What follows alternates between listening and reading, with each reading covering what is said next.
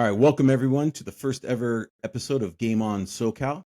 We're going to bring you the best of high school athletics. We're going to interview coaches, players, and anybody else who's involved in sports and athletics in high schools.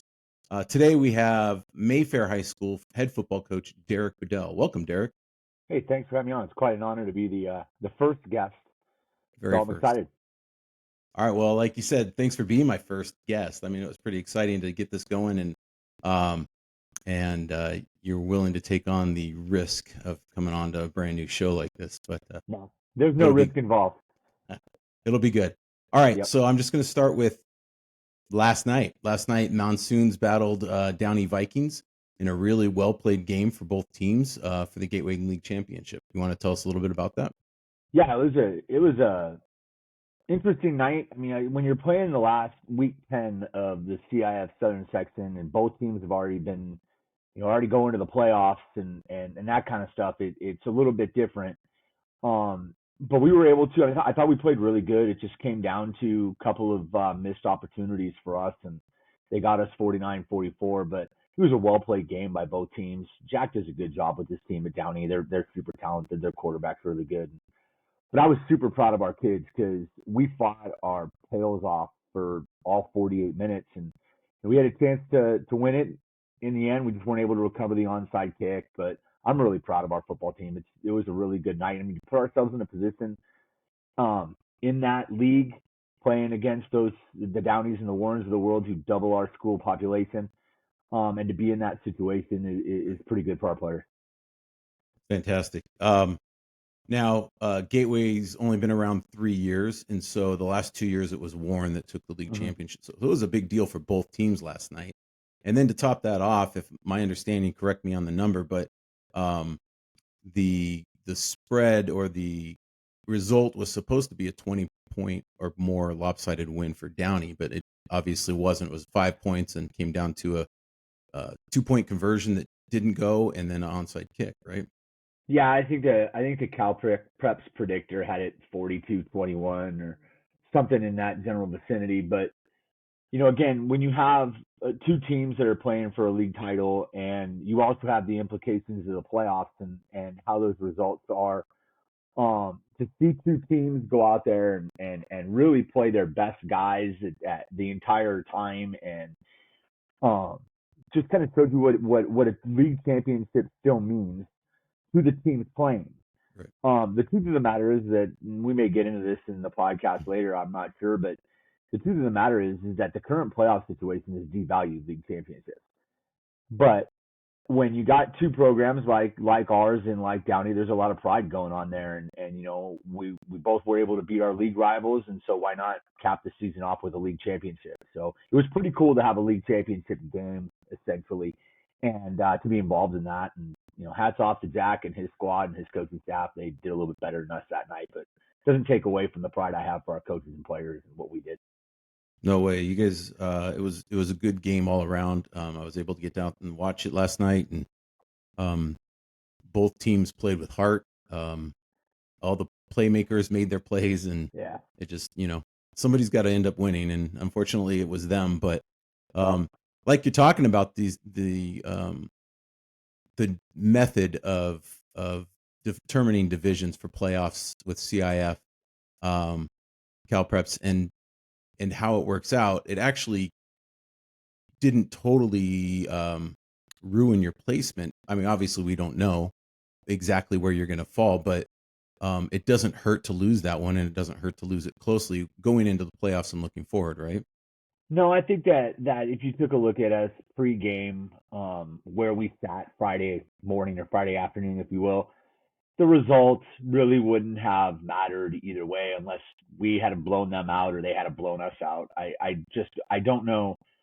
Um, I don't think it really had that big of an effect. And in the end, our senior class has been unbelievable. They're what they've accomplished is huge, and to put them in that, to have the opportunity to play in a league championship game for those kids was a lot of fun to see. And we'll let the chips fall where they may tomorrow, and hit the what we like to call our third season.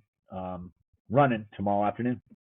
So explain that, the third season. What do you mean by the third season? It's We break our season up into three groups. Essentially, we have the preseason, then the league season, and then the postseason. And what we do it is treat it as three different seasons. Our goal in any preseason situation, that'd be the first 5 games for the way our schedule sits, is to find our way to get to 4-1, 3-2. If you can get yourself to 4-1, 3-2, then you're putting yourself in a position where you only have to win 1 or 2 league games to get to that magic 500 barrier that the CIF likes to put on for at-large team, or at least the right. first classification. I know they'll take teams that are less than 500, but if you get 500 and you're in a situation like we are at Mayfair, the odds of you getting an at-large bid are pretty high coming from the league that we play in. But if you're able to be 4-1, you only got to get one game. And then the second part of the season is the league season. So the way we're set up, we play 5 games, then we bye, and then we have a natural break to start a new season.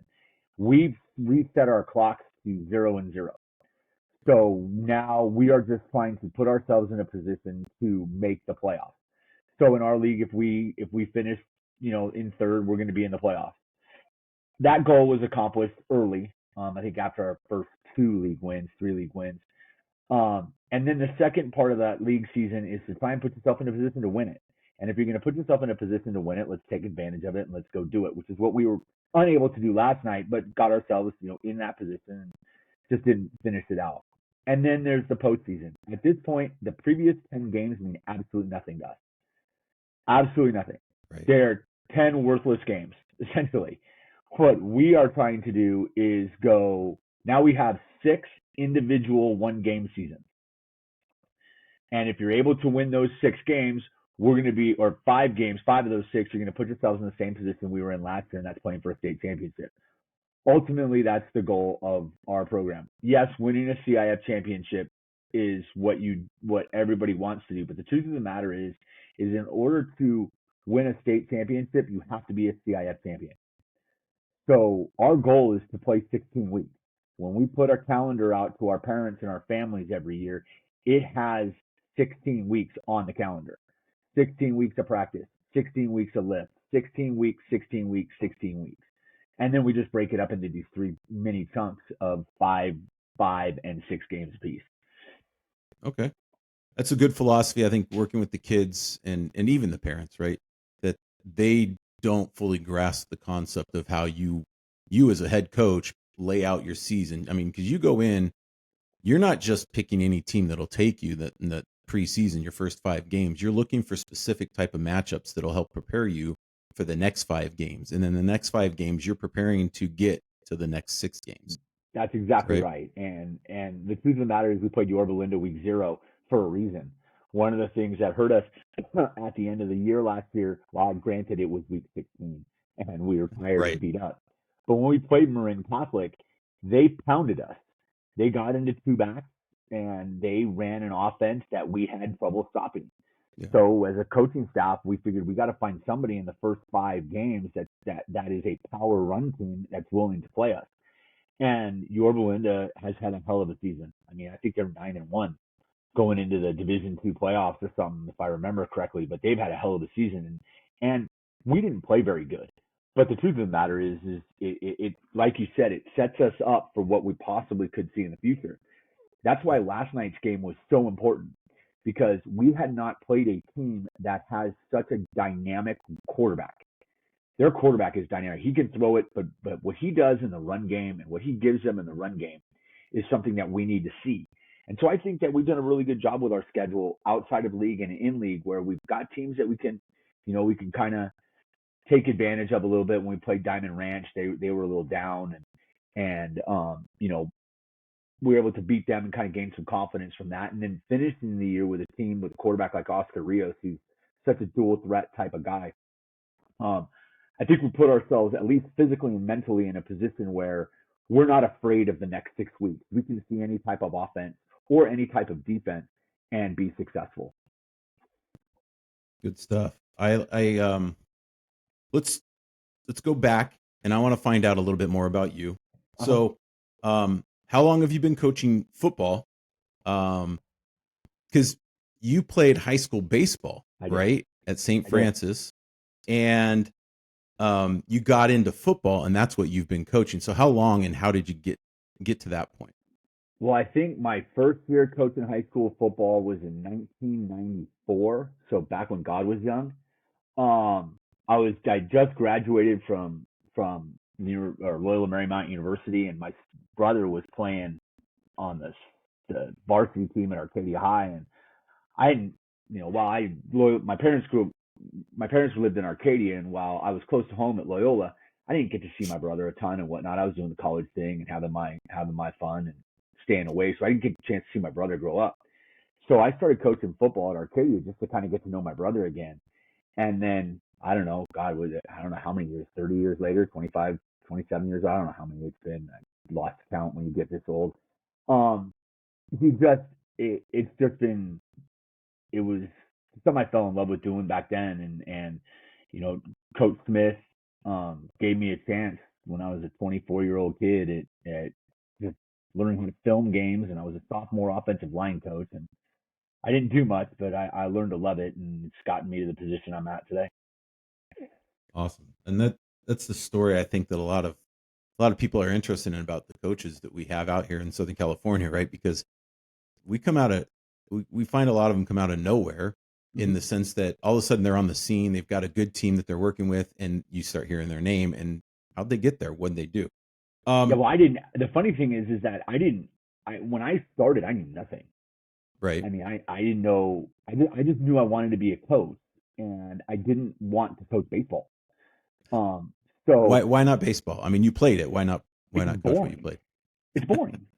Okay. Baseball is boring. I don't care how you slice it. It's boring. And all these fans, I know you're a Dodger fan. All these I Dodger am. fans, Yeah. baseball is boring. They can shorten the games, shorten the season, more people get involved. But anyway, that's a different podcast. Yeah, we'll the do that another time. the the thing is that when you get yourself into that position and you find out just exactly how much you love to do it, you need to have a whole bunch of people support you on that journey. And I worked for my dad, and my dad knew that working at the family business is what not what I really wanted to do. And he was willing to sacrifice for that while letting me, and not telling me, but letting me learn how to chart my own path in this venture. And for that, I have so much respect for my late father for doing that. It's unbelievable. And then I tell this story all the time. I went to um I was offensive coordinator at Glendale College, and Mike Massetti had called, and he was head coach at La Mirada, and he called me and he said, "Hey, I want you to come join the staff." And I said, "Not now. Things are going good here at Glendale." Lo and behold, a few weeks later, didn't go so well. The head coach did something to piss me off. I walked out. I called Mike. He put me on his staff. I enrolled at Azusa Pacific University, and within a year and a half, the I was coaching at high school football at La Mirada and getting my teaching credential. I never thought this path was going to go on, but I start this story because I had to walk into my dad's office and I had to say to him, "Dad, I'm going to leave the family business. I'm going to go back to school." And he looked at me and he said, "What took you so damn long?" And that's when I knew that he had just been putting up with my BS and my missing days of work and whatnot to find me, let me find my own way on the path. And that's why I have a ton of respect for him, and I have a ton of respect for all the people that turned me down when I interviewed for jobs, and then the one guy who hired me. So it's been a long journey, and it's been fun. But if it wasn't for that meeting with my dad, I don't think I'd be in the position I'm in today. That's awesome. Parents do some amazing things for us, and we don't realize it until we're in that role turning around. Which brings That's me up to exactly right. something else. Brings me up. So I'm going to try to share here my screen with you. I'm going to show something, and I want you to tell me what you see.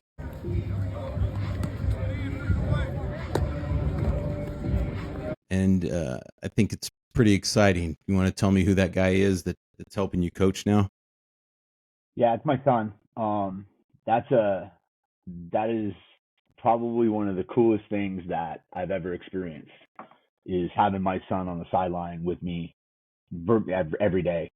Um, it's been a cool year. He came onto the staff last year when he retired as a player at the University of Colorado, and it's just been a blessing. I mean, when we won the championship last year at El Dorado, the first person I got to hug was my own kid, and that's pretty cool. And our, to have the picture of us with the trophy as a part of our family Christmas card, but we're both wearing Mayfair colors, That's awesome. is it's pretty special. And he is a unique young man who is really good at his job and is probably going to be a very, very good high school head football coach um, in the future. Um, because that's just sweet. I mean, his mom's not going to like that, but he's going to be a very good head football coach down the road if that's what he chooses to do. And so, yeah, you brought him on. He's a fantastic young man. And watching the game last night, timeouts are called different from what it was 9 years ago. You're not in that huddle. No. Derek's running the huddle. Yeah, it's my role as a head coach. I think that you think when you get a job, and 9 years ago you could get the job and it's going to be all rosy, and you're going to be able to call plays, and you're going to be able to be the same coach you were. That's a lie. I in 9 years, I co-coordinated the first couple years with Grant Powell, and then realized that if we wanted to become a championship level football program, there was no way I could call an offense. It's too hard to prepare that. You still have to teach, and then to prepare for that and prepare the teams, and it's just there's so much going on that we became a better program when I took a step back.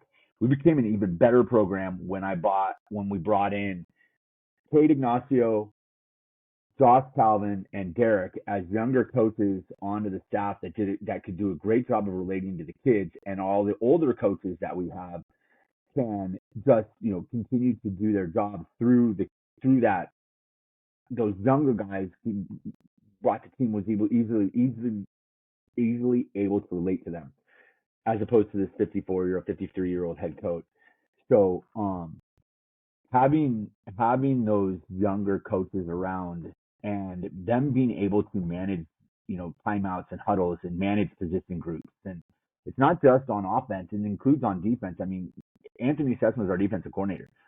But when there's a defensive timeout, he's off to the side watching offensive personnel coming on and telling our younger coaches what to tell the kids in the offense or in the defensive huddle. So, it's just been a unique kind of environment. But as a head coach nowadays, I'm a game manager, and a program manager, and that's fine with me. I'm still involved in what we do offensively and defensively and special teams. I just don't have a play-by-play involvement in it. Right. Well, and you and I have talked before, and I don't think I said this at the beginning, but I was your athletic director for Mm-hmm. 9 years, and so we've Yeah, this had a is the lot of guy that hired me. This is the guy I mentioned before that hired me. This is my one and will be my only head coaching job. um, when we've talked before, a number of the things that we said, especially early on, was, okay, this is what we need. I'm telling you what we need for the program. You're telling me what you need for the program. But ultimately, I remember one of the days you came in and you're just like, I don't understand this. There's a whole lot more to being a head coach than I ever thought or wanted. And that's a drastic change, especially for like a coordinator who, like you said, you were at La Mirada and you were previously at Bellflower, and you had two head coaches there that did all that paperwork and all that extra stuff, right? And you were coordinating and you were coaching play by play. And when you step into that head coaching role, I think it shocks most new head coaches about the Yeah, change and how you don't do what you thought you were going to be doing. no, absolutely. I think that you come in to the job and all your mentors and whatnot prepare you for the situations from kickoff or start of practice to the end of practice, or from the start of the game to the end of the game. They don't prepare you for the massive amounts of bureaucratic nonsense that you have to deal with to just Right. try and get to game one. And that's the thing that I don't know. I think there's a reason why there's so many guys who get into become head coaches and they last for a year or 2 years, and it's because it's not necessarily about coaching football. Right. It's about all of the other stuff you need to do to be a really good football program. And I give credit to, guys like Romeo Pelham at Millikan, who's done a really good job, and he came in, to a situation that was difficult and has adapted very well and has put together a very good football team. They're having a very good season, and there's a lot of things that you have to do to stick it out to become a good football coach, especially in the public school arena. The private school arena, or the upper echelon private school arena, has a little bit. They have a few more. I don't know what the right word would be. A few more benefits, I guess, that allow them a little bit more freedom. But we overall have put ourselves in a really good place. And that's because over time you start to learn how to deal with the paperwork, and you put whole systems together to deal with the off season, the preseason, the in season. It's kind of like we talked earlier about the way we break up a season. We Yeah. break up our off season like that. Not even just our off season program, but my calendar, my to do list is broken up into things that need to get done January, February, things that need to get done March, April. From buying uniforms to starting to work on transfer paperwork. I don't know, whatever is going on, you've got to have that plan. If you have that plan, then it's seamless and the organization is going to get to work. And it seems like today being a head coach is more organizational than it is fairly X's and O's. And I know there are plenty of guys that are doing all of it. That just wasn't the way I thought I could make our program be successful. And Right. so to hand the reins off to guys like Grant Powell, to special teams to my son, and defense to Anthony Sesma, and they hire competent coaches and whatnot. It was just the best way for our program to do it. Yeah, I think the transformation has been fantastic. You came into a storied program that was Mm-hmm. struggling for the past couple of years prior to it, and within a couple of years, you turned it around and made a deep run into playoffs. Well, All the way semifinals, right? yeah, made it to semifinals. The one thing that that should be noted is that the previous head coach Mike Fitch was a legend. Yeah, And I learned a long time ago, you don't really want to be the guy who replaces the legend. right. But and then to have him actually still being a teacher on campus when I got the job there, and our relationship to be a bit rocky, considering I had come from the school and up the street in the district. That um, I got a ton of support when we first got there, and that has helped us get to where we're at today. But Mike did such an unbelievable job of setting the foundation of the football program that I could just continue to build branches off of it, or add bricks to the foundation, so to speak. And that's kind of been a blessing. And so it's really not that, as long as you take the right attitude, it's not hard to replace a guy like Mike Fitch or a legend at a program, as long as you come in with the idea that you're just going to keep building on their foundation. And it's not my program. The truth of the matter is something I believe in. It's something I said day one when I talked to the kids. This isn't my program. This is their program. It's the players' program. It's Mike Fitch's program. He's the one who built the foundation, and all the people before us. We're just adding bricks onto that, and creating a new legacy, or a different legacy, so to speak. Yeah, I know, Mike, fantastic guy. But the first time I got tell the story, first time I met him, I was wearing a CIF polo that I had worn it. I helped out with championships for soccer, and so you get some gear so you look official. And so I'm wearing this polo the first time I walk out there in the summer, and I walk up to Mike Fitch, but my color is royal blue on the polo, Oh yeah, and that's La pissed. Mirada's colors. Yeah, he's pissed. And he wouldn't talk to me. He told me to Oh go no, away. not a chance. Not a Not a chance. chance. That was his personality. He was very competitive. So you're coming over from Bellflower, and he's like, "Wait a second, what? Well, I what don't made it know." worse is I think he lived in La Mirada. So Yeah, he lives right near it. Yeah, he lived right near it for sure, and he lived next door to people from La Mirada yeah, and other local areas. But no, perfect. Mike built that up well, and Yeah. like you said, you've taken it and you've ran with it. And what I've seen over the years, just watching other programs at other schools, is when people come in, they try to change what the previous coach had done completely and try to rebuild it, rather than, like you said, foundation's laid. You just have Mhm. to figure out where you're going to build onto it. But you So also have to you've done a think, good job with that. Yeah. Thank you. I appreciate that. But Dennis, you also have to, the most important thing is you can't shy away from it.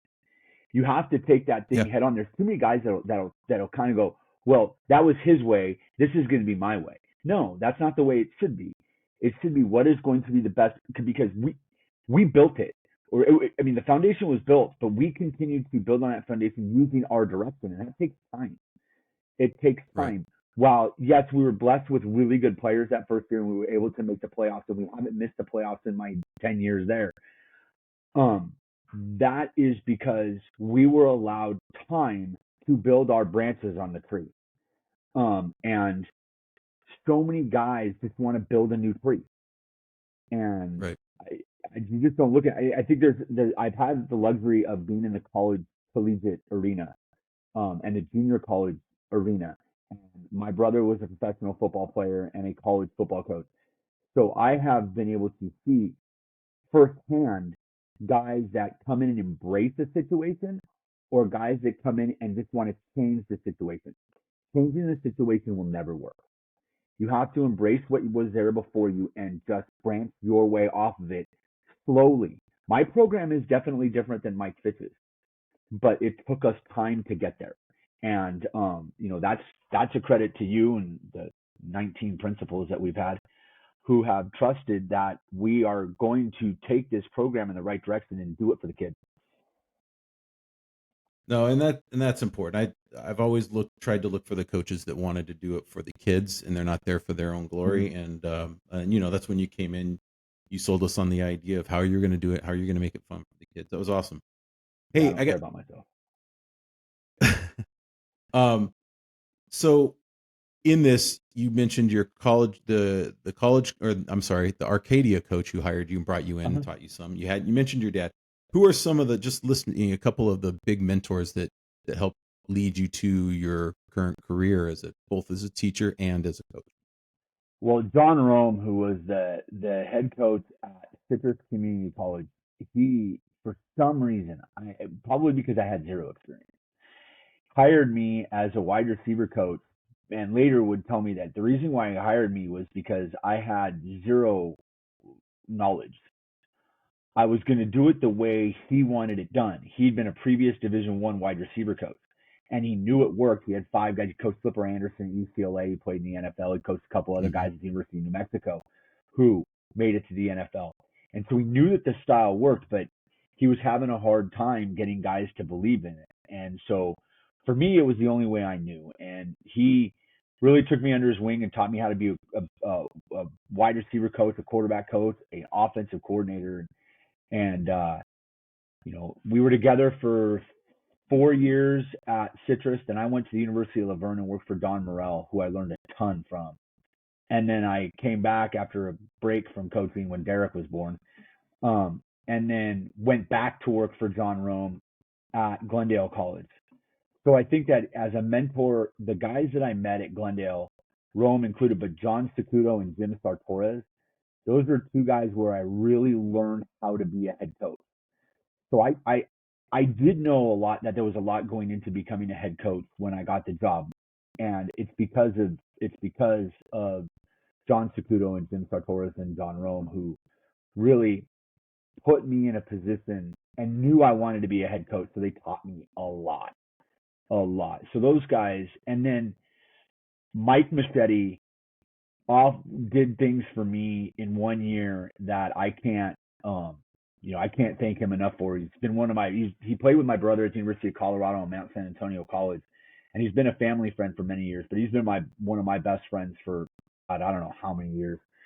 But he taught me so much about how to not get around, but get through the monotony that is running a football team and Yeah. how to keep things exciting for the kids and whatnot. So those guys, I reference them all the time. I still look back into notes that I'd taken when I was in those programs, kind of like, what would Rome do here? What would Machete do here? I've done that when setting up the program and whatnot. And, I still talk to Mike. I talked to Mike this morning. And I still talk to Coach Rome all the time too. So it's great to have those guys around. It's awesome. How fun was it for you to get your first win against Mike? Yeah, that was kind of fun. Um, Funny kind of story around that. I mean, Yeah. we finally, I don't think, let's see, I'm trying to think back because he had beat us 3 times, twice. Right. They beat us twice. He beat Twice. us I think it twice, was and twice before you got there. then he resigned, and then they had 2 other coaches, and then he came in. Right. So it took a few years, but it was nice to finally beat him. Although it kind of ended ugly, but oh well. Because I think that Well, was the the night that we had the issue little on bit the of a field. issue after the field. Yeah, after Yeah. the game on the field.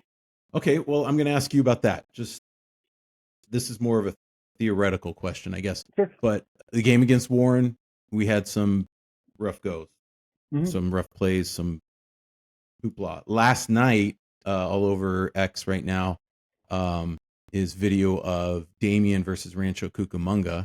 Uh-huh. I don't know if you got to see it. I know you were coaching baseball Yeah. with your little son, but No, I um, have seen it. they had some issues there.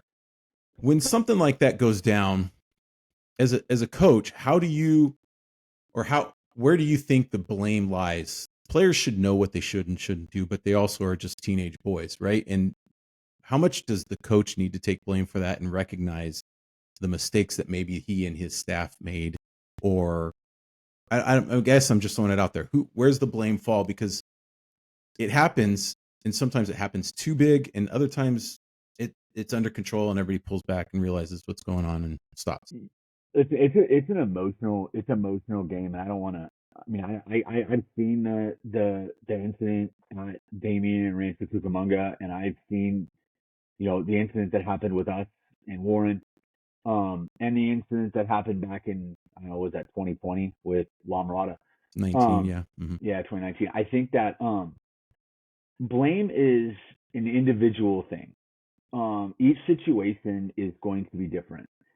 And I think overall, as a football coach, football is a game that is played at a limit that far exceeds a physical limit that far exceeds just about every other sport. And Right. back when I was at St. Francis High School in 1987, I had a basketball coach named was Bill Randenberg.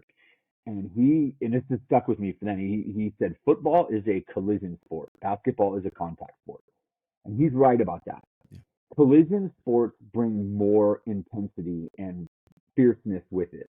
However, I do think that at times coaching staffs can egg players on into that situation. It occurred with us last year a little bit when we played Mirror in the playoffs.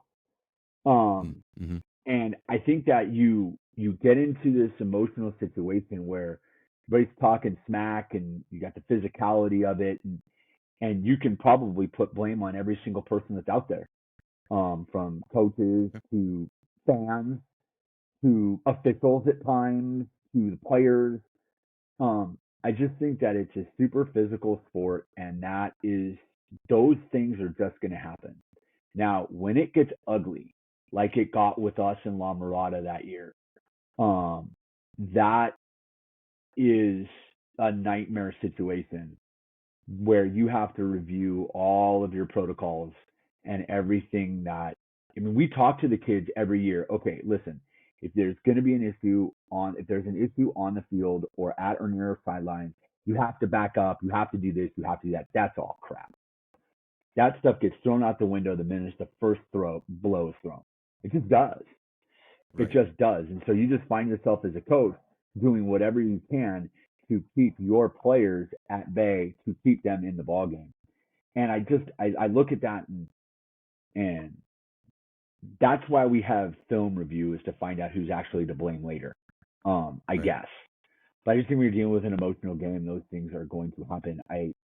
You don't want to see it ever happen. And I have played and coached in far more games where nothing has happened, as opposed to the three Right. or four incidents that we have had. So I think for over this game, but I do think that there has been an increase in that in recent years, because whenever you talk about the things that are going on right now in high school athletics and college athletics are no longer driven by the opportunity to get again an education. They are driven by an opportunity to make money. And I think that whenever you bring money into an equation with people that are not professionals, this is where these are problems that you have. It's just my own opinion. Yeah. And I guess I want to make it clear. I'm not pointing out that there is blame to go, like you have No. to pinpoint blame. I just, how much do we as coaches take blame? And I've had a couple of incidents, obviously coaching girls soccer, boys soccer, tennis, but there's been a couple of incidents, and I have to go back and I want to look at and see, like, well, Mm-hmm. what could we have told our players to do ahead of time, prepared it for that. Uh-huh. Obviously, football, like you said, a collision sport where you got to prepare your kids every game. You're going to get hit. You're going to get pushed. There's going to be a late hit. There's going to be some. You have to control yourselves, right? Um, and I think the good coaches are ones that identify it, that good coaches that deal with the situation, or at dealing with the situation, identify it early and get a guy off the field. I think that's one of the yeah, things that or officials also can do a good job of identifying when something has the potential to pop off.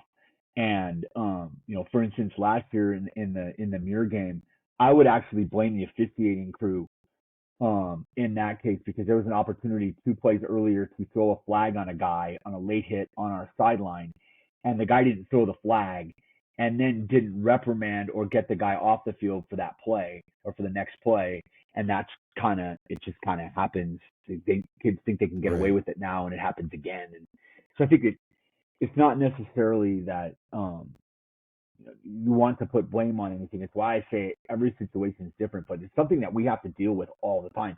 Something that we have to deal with on our own practice fields too, by the way, in a sport like football and in a sport like right, basketball. That's right, physical in nature. So you got to piss each other off every now and then. right, right. And you're dealing with egos, and you're dealing with and I love our student athletes, but they're kids. They're still kids. Mm-hmm. They're not adults. They look like it sometimes, but they're not adults. They're still kids No, they're figuring not. it all out. Yep. All right, transitioning one more thing here. Uncommon. Uh huh. Tell me about it. It's actually something that, like good coaches, the thing about being a good coach is you have to be able to steal from other people. You have to be able to Right. find something that you like that fits your program and what you believe in. So, uncommon was the Colorado mantra when my son was being recruited there by Mike McIntyre. Yeah, so when we went there on a visit with Chris Adamora and Derek, and Ashley Ambrose was their defensive coordinator or defensive back coach, and he's a good friend of mine, and I've known him for many years. And I said, "What's the deal with Uncommon?" And he said, "It is the program belief that in order to be great at anything, you have to do it every day, all the time. It has to be a lifestyle." And uncommon was just the words that they used to differentiate themselves from the common person. So we kind of took that a little bit further and applied it to high school. And that is that we want our kids to be great at in order to be an uncommon member of our football program, you have to be great at everything you do every day, every moment. That same mantra that Colorado has, but we included things like getting up and brushing your teeth, getting up and taking care of the clothes that you're going to put on to campus, including how you treat others in the classroom. I think one of the cool things about our program is that I haven't received an email from a teacher in, I want to say I haven't received an email or a negative email from a teacher at Mayfair in like 2 years regarding the conduct of our players. So it's just that uncommon belief that we can be great at anything we do all the time. It's fantastic, and it's worked. It's convinced these kids that they can be uncommon, they can be different, right? Yeah, but it's Which just I obviously led want, you to last year, which we've talked about a little bit. yeah, Go ahead. I want I want our kids to understand that, and being uncommon, it's I want our kids to understand that I want you to be better than me or better than your parents. I want you to grow up and be different, and you know learn how to be accountable and learn how to be great and be the best salesman, the best doctor, the best lawyer, and just carry on that lifestyle as you go on. Be the best parent when you have kids. So that's kind of where we go at it with it. So that last year, that uncommon nature and the mentality, you saw it play out on the field, which is Mm-hmm. part of what you're doing, right? You're raising men, but you're also and women. You've had a couple of females play We for you have. over the years. But you got to that pinnacle that you had been searching for a few years. You got to the championship game. You won a CIF Southern Section championship, Mm-hmm. and then you were able to move all the way to the finalists. So you got a state regional championship, Mm-hmm. and then you were finalists for state championship. Yeah. Fantastic season, right? With that comes accolades for players, Chaz Gilbreth, Mm-hmm. CIF Player of the Year. Who else did we have last year that got some awards there? Jeremiah Calvin, with the Football Player of the Year, Lakewood Hall of Fame. He was a CIF Offensive Player of the Year, Division 7. He was first team All-State Junior team. With CJ Johnson, made the All-State Junior team last year. First team CIF kid. So we had quite a few that were recognized. Fantastic. And all three of those players came back this year, which is Yep. just a side note. That was pretty phenomenal for them. Yeah. You as well, and I know you said you don't care about you, but I'm still going to help you out here a little bit. But you were the Southern Section Coach of the Year for Division 7. You were Long Beach Press Telegram Coach of the Year, which the Dream Team Coach of the Year, which is a big deal in our area, in our community. Lakewood Youth Hall of Fame just started. It's been around for 40 plus years, but just 2 years ago started its recognition of coaches of the year.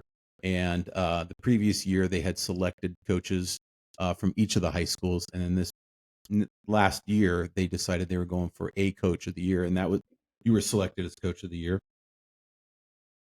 I know what you said, but how does that make you feel? What do you do with that as a coach, as a person? How do you enjoy it? How do you think about it? Well, I'm extremely honored. I mean, it's not something that it's not something that has ever been on my bucket list of things, is to be in the Lakewood Youth Hall of Fame or to be the CIF Southern Section Coach of the Year. It's something that I never dreamed could happen. And to be honored in that manner is phenomenal. It is absolutely cool.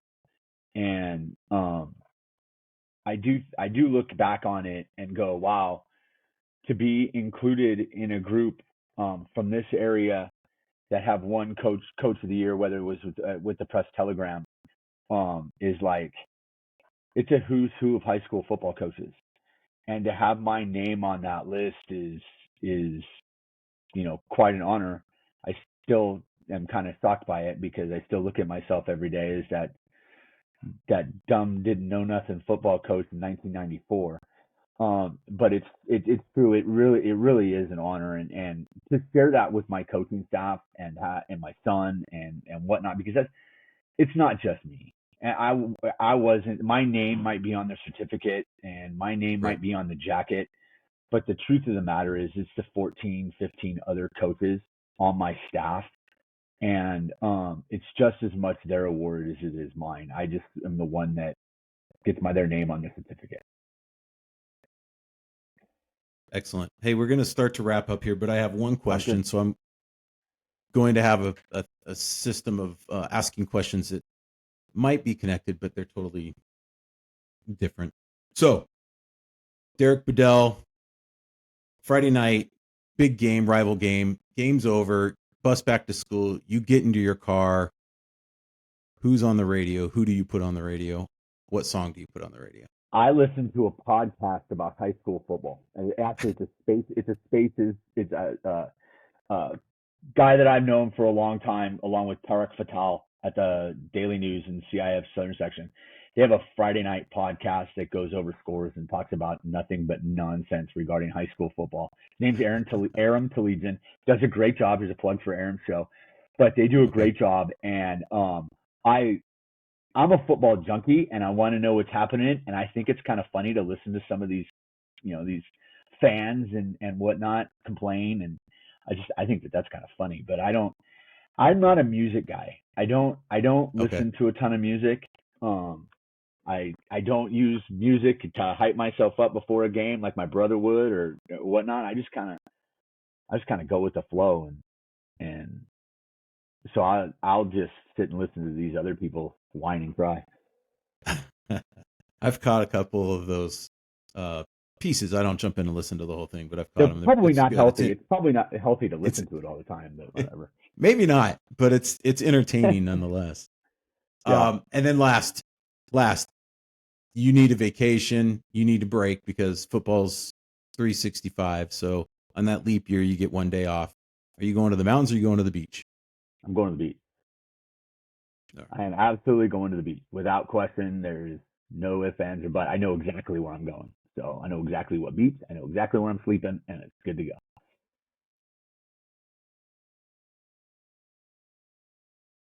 All right. Looks like we may have lost you. Yeah, it looks like we lost you. Hey, I want to thank Derek for being on the show today. Um, Technology is never perfect, and so hopefully we get to sign off. I'll get to see him later and thank him for this. But I want to thank everybody for watching today. I want to thank Derek for being on here, sharing thoughts and ideas. There he is. He's back.